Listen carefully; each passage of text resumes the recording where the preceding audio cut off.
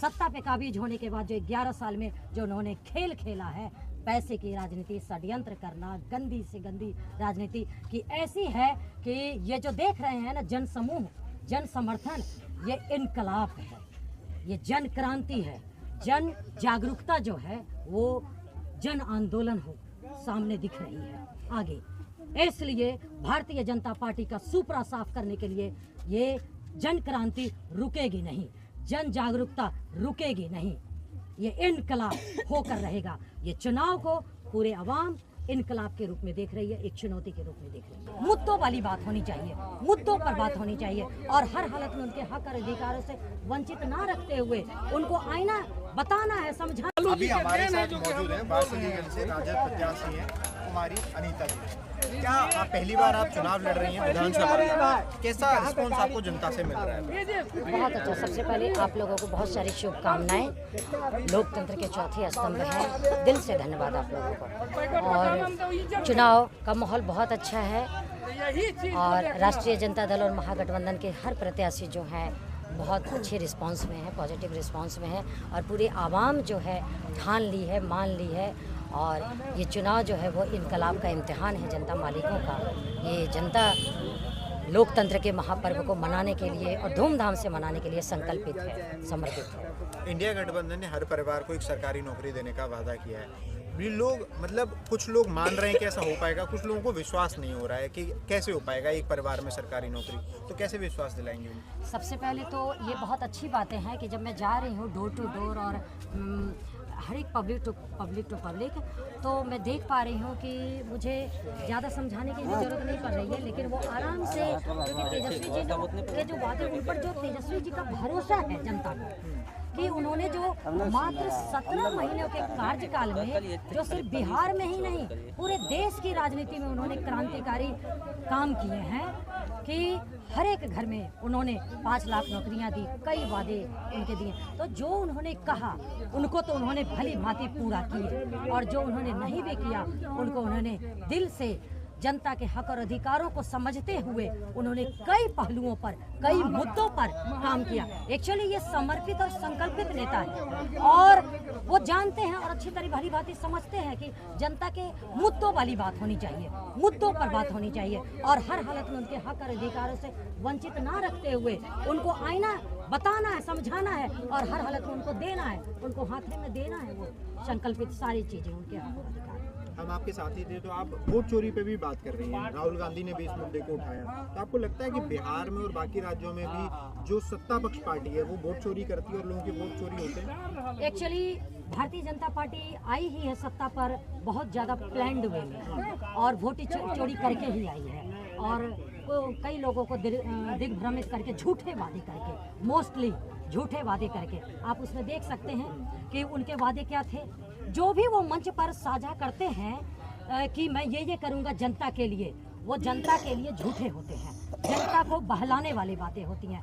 उसी चक्कर में कुछ मेजॉरिटी पब्लिक ने झांसे में आई और वो ठगा महसूस कर ली और बाकी तो उनका जो प्लान था, गंदी राजनीति, पैसे की राजनीति, ये सब उनका खेल चल गया और वो सत्ता पे काबिज हो गए। सत्ता पे काबिज होने के बाद जो 11 साल में जो उन्होंने खेल खेला है, पैसे की राजनीति, षड्यंत्र करना, गंदी से गंदी राजनीति की ऐसी है कि ये जो देख रहे हैं ना जन समूह, जन समर्थन, ये इनकलाब है, ये जन क्रांति है, जन जागरूकता जो है वो जन आंदोलन हो सामने दिख रही है आगे।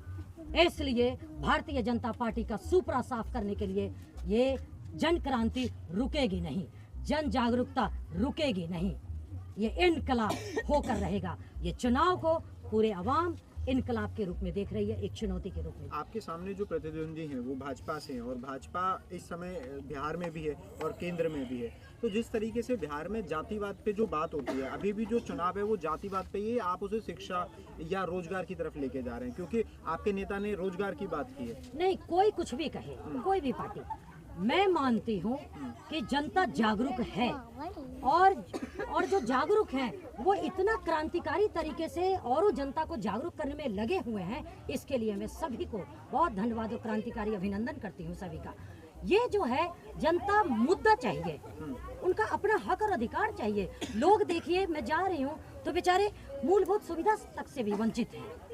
तो बताइए क्या कहेंगे। मैं बहुत समय कम है भाई, इसलिए आप जनता के बीच जाइए, देखिए, आप देख पा रहे हैं कि कैसे ये लोग वंचित हैं, है ना। और रही बात सरकार का जो चल रहा है, जो वर्तमान सरकार है, डबल इंजन की सरकार है, वो क्या खेल के लिए, वो मेरे विरोध में है, मेरे विपक्ष में है, इसलिए मैं उसके लिए विपक्ष में बातें नहीं कर रही हूँ। हकीकत में डाटाबेस, प्रैक्टिकल वे, और आप एनालाइज करके देखिए हर मुद्दे पर। मैंने बोला ना कि उन्होंने जब मंच से जो बोलते हैं वो उनके बातें झूठे होते हैं। वो किसके लिए होते हैं? वो सिर्फ उनके जो चाटुकारिता करने वाले जो लोग होते हैं उसी के लिए होते हैं। जस्ट शॉर्ट में मैं एग्जांपल दे देता हूँ। 15 लाख किसी के खाते में गया, वो जनता के लिए था, बोला गया था, लेकिन किसके खाते में गया? उनके जो अपने चाटुकारिता करने वाले लोग के हैं, उनके खाते में। बताइए, उन्हीं के शासनकाल में, बीजेपी के शासनकाल में 2000 का नोट लाया गया, और उन्हीं के शासनकाल में इतनी जल्दी बंद क्यों कर दी गई? बताइए, ये क्यों की गई? ये पूरी जनता आवाम जान रही है, समझ चुकी है। वो सिर्फ काला धन लाने वाले थे ना, काला धन तो लाया नहीं, काला धन को अपने लिए, ये काला धन वहां भी इसी लोग के थे और आज भी, लेकिन काला धन को अपने लोगों के लिए बहुत अच्छे तरीके से और लाकर सुरक्षित करने के लिए 2000 का नोट लाया गया। ये बहुत एग्जाम्पल ही नहीं, ऐसे कई गए, इतने एग्जाम्पल है ना कि आपके दिन रात कम पड़ जाएंगे भाइयों। लेकिन लोकतंत्र के चौथे स्तंभ हैं। मेरा विनती है आपसे कि आप हमारे समाज को, जो आज अपने आप को, जो मोस्टली जो मीडिया है, ऑल नेशनल चैनल्स जो हैं, जो गोदी मीडिया के नाम का नॉमिनेट हो गए, तो ये अच्छी बातें नहीं है। उनको भी मैं कहती हूँ कि आप लोग को ऐसा नहीं करना चाहिए। अपना ईमान, स्वाभिमान कभी गिरवी नहीं होने देना चाहिए। ये भाजपा न किसी की थी, न हो सकती है। ये किसकी चाटुकारिता कर रही है, कहाँ से आए हैं ये आरएसएस के लोग हैं, जो कभी नहीं, इनका इतिहास रहा है देश की क्रांति में, और समझ रहे हैं ना, कभी नहीं इनका योगदान रहा है। तो ये लोग जो चाटुकारिता करने वाले लोग कभी किसी के हो सकते हैं, वो तो सब दिन डिपेंडेंट हैं। तो डिपेंडेंट लोगों को मैंने स्वतंत्र प्रभार दे दिया, अपने देश की कमान दे दी। तो ये सबसे बड़ी जिनसे भूल हुई है, जो वो सब अपनी भूल सुधारेंगे। अगर आप विधायक बनती हैं तो पहले क्या काम होंगे जो वारसलीगंज के लिए आप करेंगे? वारसलीगंज का पूर्ण विकास होगा। और देखिए, जब आप संकल्पित होते हैं ना, तो 5 साल तो बहुत हो गया, बहुत है, बहुत कम समय में बहुत काम हो जाता है। ठीक है, बहुत बहुत धन्यवाद हमसे जुड़ने के लिए।